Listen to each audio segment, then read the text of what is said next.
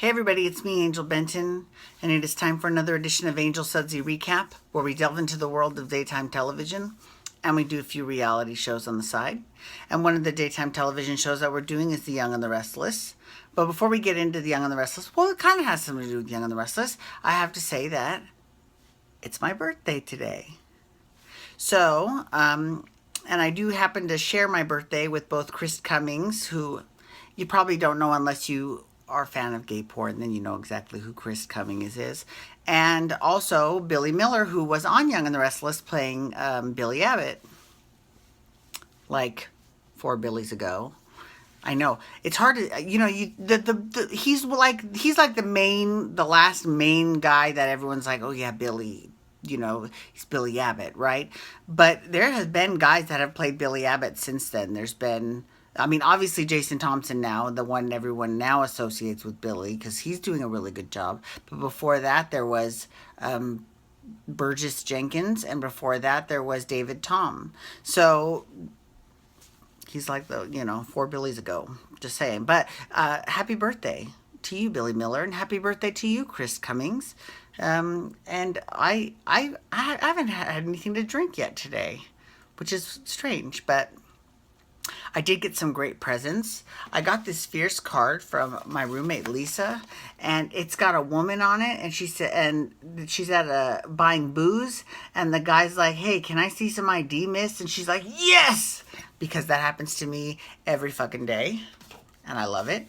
And my mom got me Andy Cohen's first book, Most Talkative. Okay, this is how much I love Andy Cohen and how much he's my spirit animal. The first chapter of the book, literally, and this is his first book, okay? Chapter 1 is all about my date with Susan Lucci. I love it. I love it. I'm very excited. I can't wait to read it. I'm actually going to read it on the plane tomorrow. I'm going to Seattle tomorrow for work for like 2 weeks.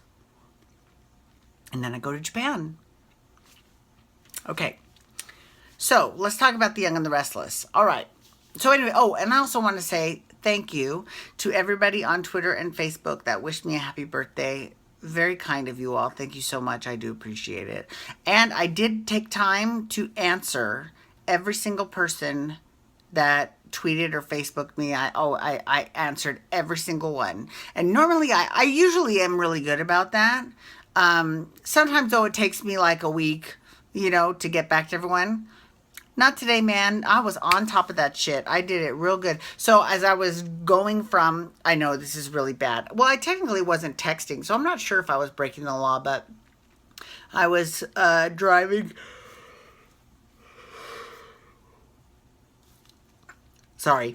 I was driving from Los Angeles to Las Vegas, and it was like, it's a 4-hour drive, but I was answering people as they were leaving messages for my birthday. So it's much appreciated. So I just definitely wanted to say thank you to everyone out there for all the love. I felt it. It's great. Okay. Now, let's talk Young and the Restless. I still look skinny. Although I think I've got a bug bite right there. See it? I think it's a bug bite. I don't think it's a pimple because I don't really have hair that grows down there. But it only hurts when you touch it. It's like, oh, that's a little sensitive. But other than that, it's not like it's killing me. But anyway, okay, Young and the Restless. Okay, I promise I'm getting to Young and the Restless. All right, let's get to Young and the Restless. Okay, so Young and the Restless this week. Okay, I know a lot of people have issues with the Charlie and Maddie and Reed story. I kind of do too. Maddie's a good little actress, but her and Reed are kind of being thrown at us front burner. And I cared more about Reed's career as a musician than I care about his relationship with Maddie. I'm sorry.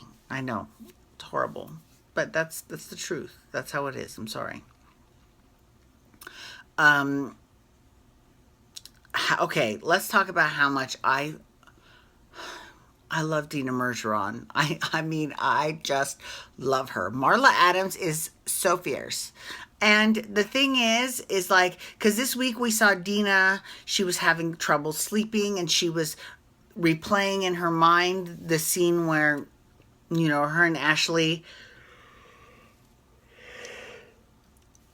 had it out about Ashley's father, Brent Davis, and Ashley said some really mean things. But I mean, she was justified because she was lied to her whole life. So and it still obviously causes Dina a great amount of pain, and she was, she couldn't sleep, and now that her Graham is in Paris tending to some crap with his apartment, she was alone. So,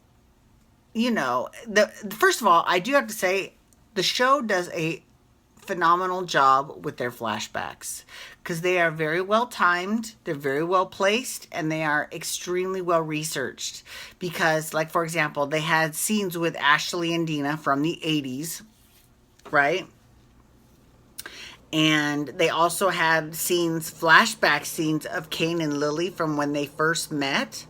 And they were so young. And it wasn't even that long ago. If you think about it, it really wasn't that long ago. Right? But, they met cute at the gym. It's cute. I'm sorry. It's late. It's really late. I'm sorry. Normally, I would do this like as I'm waking up, I guess, maybe. But I wanted to get this done tonight so that I could do General Hospital and The Real Housewives of Auckland tomorrow. So, before I go to Seattle. Okay, so, all right, so Young and the Restless, Dina Mergeron. I love Dina Mergeron, and she was pulling at my heartstrings. She really was. So, but here's the best part about her, though, and I got to give her snaps. Because first of all, that there's no love lost between her and Nikki. I'm wondering what that's about. And I'm wondering if there's ever been anything between Dina and Victor. Was there anything between Dina and Victor back in the 80s? I don't remember anything, but I could be wrong. So hit me up and let me know. Like, give me a message or an email or something and let me know if there was ever anything between Dina and Victor. I don't think there was, though. But they definitely know of each other from the business world, for sure. But I don't know if they've ever been, like, lovers or anything. But in any case, she hates Victor's now ex-wife, Nikki. And she hates that Nikki is getting together with her son, Jack. So she ripped Nikki to shreds.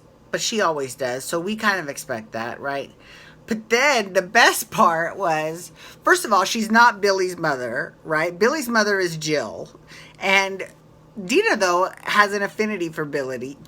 She's like, despite the fact who his mother is, because she hates Jill also.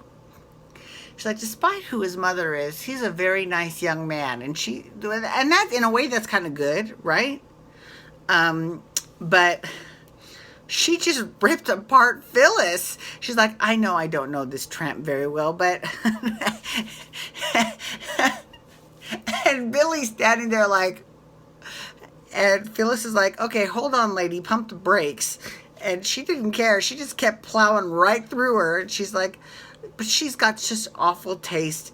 And, why do you and your brother just go after women that are going to hurt you and betray you? And the thing is that he is actually guilty of betraying Phyllis because he's the one that used her laptop to sneak into the Jabot system. But really, if you think about it, I mean, I guess I don't really know all that they saw when Billy and Victoria, who we know they're all going to end up back together. We know Billy and Victoria are going to end up back together.